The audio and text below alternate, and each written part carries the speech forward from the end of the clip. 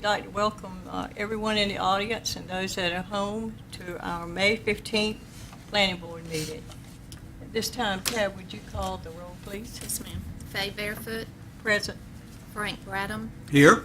Jacob Cox, Lyman Hardy, Here. Wanda Harrington, Here. Thomas Harris, Here. Steve Lackridge, Here. Matt Nobles, Here. Kenneth Ross, William Wooten, Here. and Madam Chair, we received notice that Clay Malloy will not be present tonight. Thank you. At this time, we would all stand and we have the prayer and the pledge, and I'd like to call on Frank to do that. Let us pray. Our dear Heavenly Father, thank you for each and every blessing that we receive from you each and every day. Thank you for the blessings that you give us in thought and concern for our fellow beings.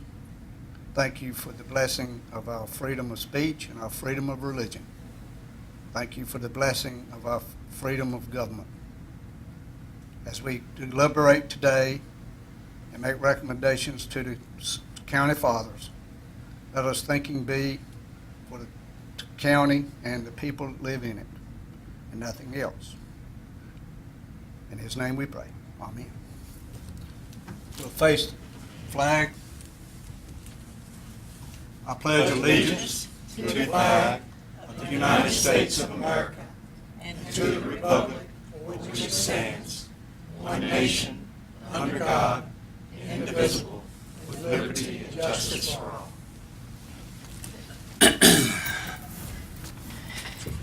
You have your minutes in front of you. Would you have a motion to accept? Make a motion. Second. Second. All in favor, say aye. Aye. This time, we're going to turn it over to Eric. Thank you, Madam Chairman. We do have one action item for you tonight as a ETJ extension request for the City of Greenville. City of Greenville's request is to extend the existing ETJ eastward to include two parcels. The first is parcel number 2262, owned by Collis and Ann Moore, and the second parcel is 46068, owned by POHL LLC. The entire property altogether is approximately 35.5 acres. Approximately 10.5 acres are included with the proposed expansion. And this request is proposed to allow the property owners to develop the property with the use of sanitary sewer. Sewer pump station is located on an adjacent property, and that will provide the sewer service to these properties. You see on the map, you see the current zoning on it is rural residential. Just to kind of orient you, this is Martin Luther King Jr. Highway and Old Creek Road, the intersection. The property that you see that's highlighted, this is a portion of a larger property here. It extends, you see the majority of the property is already in the ETJ. So the request will bring this remaining piece into the ETJ as well as the smaller sliver here that's the POHL LLC property. When countywide zoning was adopted in 2003, the Board of Commissioners also adopted a policy regarding the expansion of the municipal ETJ. The purpose was to evaluate these extension requests and the municipality's capability of and commitment to good planning and management of development within these areas. The municipality has to prepare a report, which you have a copy of in your packet, demonstrating how it can meet the criteria that's established in the policy. The commissioners, when it goes to public hearing, will solicit comments and opinions of the residents and property owners within that expansion area. And the extension requests initiated by landowners must be submitted to the municipality for review. And if you look in your packet on page 15, there is a resolution that's been adopted by the City Council supporting the ETJ extension. There's several considerations we have to take into account when ETJ extension is requested. First is the land use plan of the city, whether they have subdivision and zoning regulations, whether it's a logical and or geographical connection to the existing corporate limits or ETJ, whether it's within an anticipated and natural growth area of the municipality. The area must not be part of another area that's being considered by another jurisdiction, and they must demonstrate the need for the ETJ extension. The process for the request The initial request goes before this board here. We do provide public notification. We send out notices. Per the policy, we only send the notices to the people that are within the expansion area. So there were only 2 affected property owners, so notices were sent to them. The planning board will hear public comments, if any, and then the board makes a recommendation to the Board of County Commissioners. And the commissioners will take action and hold a public hearing on the request itself.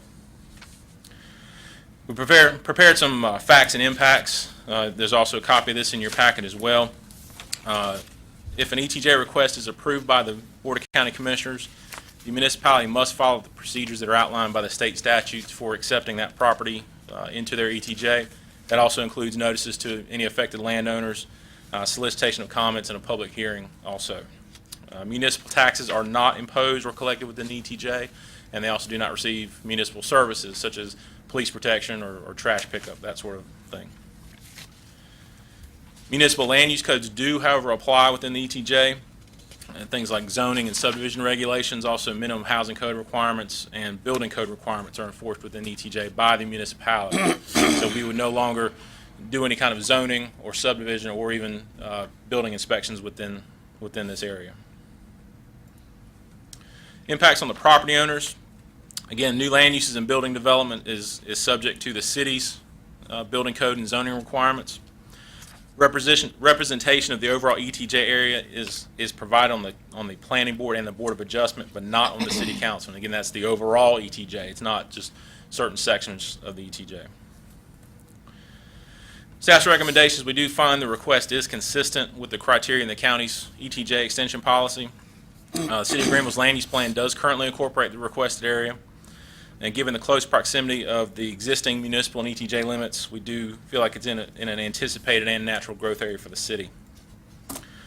As I showed you on the map, also a portion of the property, parcel 2262, is currently within the city's ETJ, and this extension will bring that remainder into the ETJ and sort of clean up that property, if you will.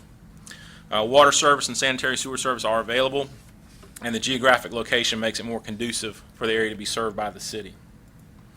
So therefore, staff does recommend approval of the request.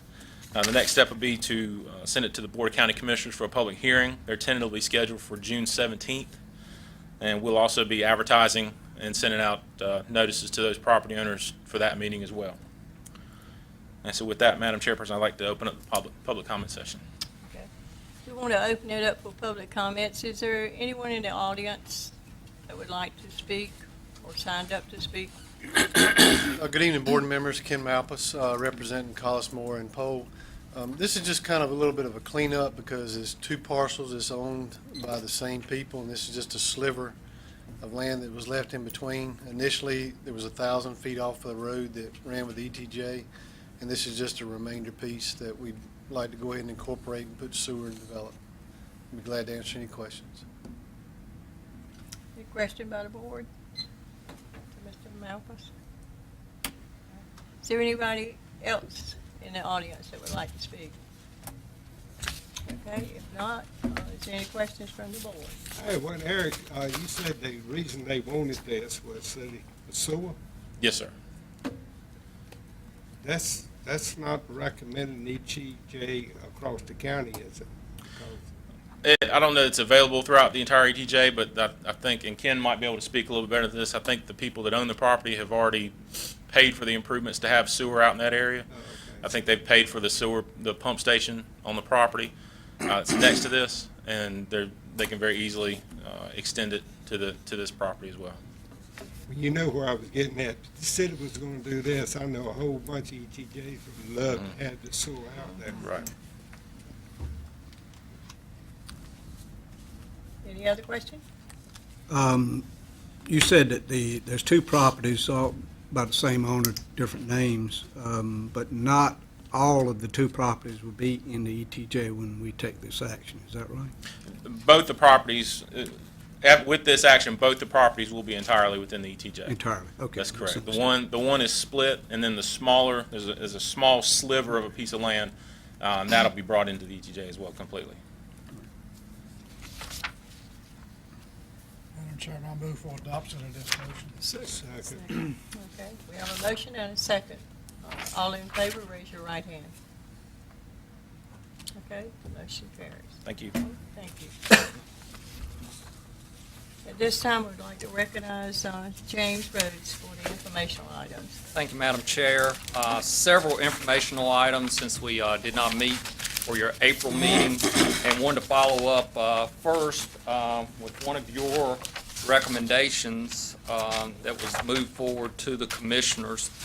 First is the amendments to the subdivision ordinance concerning road maintenance. You may recall at your last meeting, you did move forward with a recommendation concerning financial guarantees for street improvements. The issues that we'd had were streets that were developed and did not necessarily meet DOT requirements when it came time to petition DOT for road maintenance responsibility. In turn, as part of the public hearing that the commissioners held, there was some discussion, especially from the development or developer side, and the commissioners felt like it was a need to move forward with establishing a special committee to further review this. And we had a fairly clear directive as to what this committee needs to be. Number one, how it needs to be constructed. Number two, also what the directive is as far as what to bring back to the commissioners. So with all that said, we have a new committee, and this committee will meet for the first time next Tuesday. I've been in contact with Ms. Barefoot about the appointment from the planning board, and you can kind of see the makeup on the screen of this particular committee. We've got representatives from various stakeholder groups, engineer and surveyors such as Kim Malpas that spoke earlier. Certainly that group will be represented. And actually Mike Baldwin, who's spoken to the planning board about this particular matter previously, will be included there. Woody Jarvis is on there from DOT. Lyman Hardy, our vice chair, is going to serve for the planning board. Our commissioner liaison, Mr. Colson, will be there for the commissioners. We have a couple of landowners and homeowners as well as developers. So the full contingent is shown on the screen here now, along with staff from planning and our legal staff, and Phil Dickerson, our county engineer, has a lot of experience with this from his days with NCDOT, working as a private engineer, and also at one point in his long history with the county also was responsible for administering the subdivision ordinance. So all said, we've got a group that's been established. We'll start meeting next week. Our report back to the commissioners is to be ready for their first meeting in August. So fairly quick sunset date on this committee. We'll probably meet a handful of times over the next 2 to 3 months and get a recommendation back to the committee or to the commissioners about where to go with these subdivision amendments, and specifically looking at street maintenance. So I wanted to hand that off to you. Any questions about this particular committee before we move on to other informational items?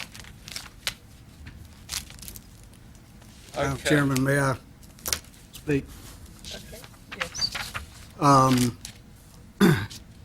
Can't remember. I think I've been on the planning board almost as long as some of the other members. I think I've been on here 11 years in 2 different sessions.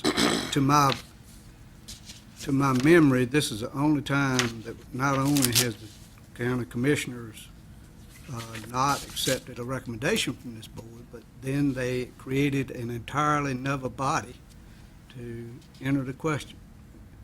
That is a heck of a precedent. I'm just wondering what else may be coming to the planning board in the future, that the county commissioners do not give us any feedback and just decide, okay, the planning board is pushed aside and we're going to appoint another body. We spent 10 months and numerous dollars and man-hours on this. I think we came up with a recommendation that if there were some problems with it, let's discuss it, get it back to the board and say, consider X. But no, rather than do that, they just appoint a different body. And looking at the names up here of the committee members, I don't see a group that was not represented in the deliberations we had. So there's no new audience, it's just a different committee. And I don't know how the rest of the board feels about it, but commissioners, we we're sort of disappointed in your lack of confidence with the planning board. Thank you, Madam Chair. Okay, and we'll keep the board abreast of any developments out of that committee. Certainly been some other amendments to some of the ordinances that the planning board is responsible, or planning committee is involved with, associated with some of these development plans. For example, soil erosion and sedimentation control, our ordinance now has been made in line with the state after the state had made some changes to their model ordinance. That's going through some state approvals before it actually becomes effective. Our flood damage prevention ordinance, we had to update it to actually bring into the fold some new floodplain maps that had been distributed from FEMA. So that has been recently updated. The other thing that just was initiated today, the town of Winterville has requested their own process for building inspections. So in turn, the county has been handling that for years on end. The town now has its own inspector. As of today, any new building permits that are being considered for the town of Winterville and its ETJ will go through their inspections office versus ours. We do have a transition period through the end of this calendar year. If there are any active construction projects, our inspectors will continue those inspections through this calendar year. So I want to make you aware of that. Several different items have been before the commissioners over the last couple of months concerning our zoning ordinance, specifically any conditional use permits, especially for residential daycares.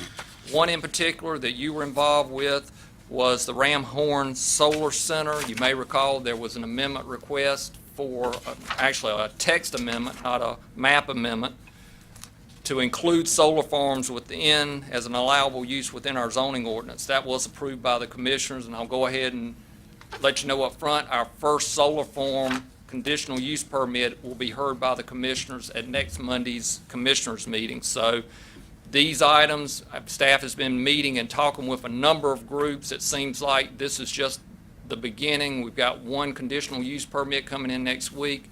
We're talking with at least 2 other groups that have similar plans on the drawing board. So you'll probably be hearing a lot more about solar farms soon. One other item that we had, you might see in your agenda package, we've gotten approval for our regional hazard mitigation plan. Pitt County will serve as the lead agency for a 5-county area in developing the hazard mitigation plan. In years past, we've kind of done our own smaller regional effect and having all our municipalities join us as a county in our plan. So we're branching out, bringing in 4 additional counties, and we've received grant funding to assist with this project. We just had our conference call for our initiation of the project today, and we'll be moving on. This is going to be about an 18-month planning process, and we'll be bringing in groups from some of these adjacent counties that will be involved. The other item is a revised Greenville Urban Area Metropolitan Planning Organization Memorandum of Understanding. That is something that we review from time to time with our alliance with the City of Greenville and a few other municipalities. In this case, it actually brings on another representative from the county onto this group, and that's with the Pitt Area Transit Group. And we'll actually have an added member from the county on that committee now. Also in your package, monthly reports from the last couple of months, and plenty. There's, again, a lot of information in here about other planning-related topics. And one final note, Mark and I were at a planners workshop on Friday, and this is probably one of the busiest years in the legislature for planning-related items. There are a lot of things that are being considered, everything from aesthetic designs to annexation changes, a lot of things that are being filtered out there. We're tracking, both from planning and legal perspective, about 30 bills that are currently in consideration by the state, the 2 houses from the legislature. So just want to make you aware of that. Some of them actually will impact our Board of Adjustment and their voting requirements and representation. So we've got a training session next month, and I will tell you our chair is also going to be serving on the Board of Adjustment. She was just recently appointed to that. So Our training next month will probably be brand new for not only the members, but also for staff, as these changes are happening every day, it seems like. Welcome any questions, Madam Chair. Other than that, that's all the informational items we have. All right, thank you so much, James. Any questions from anybody?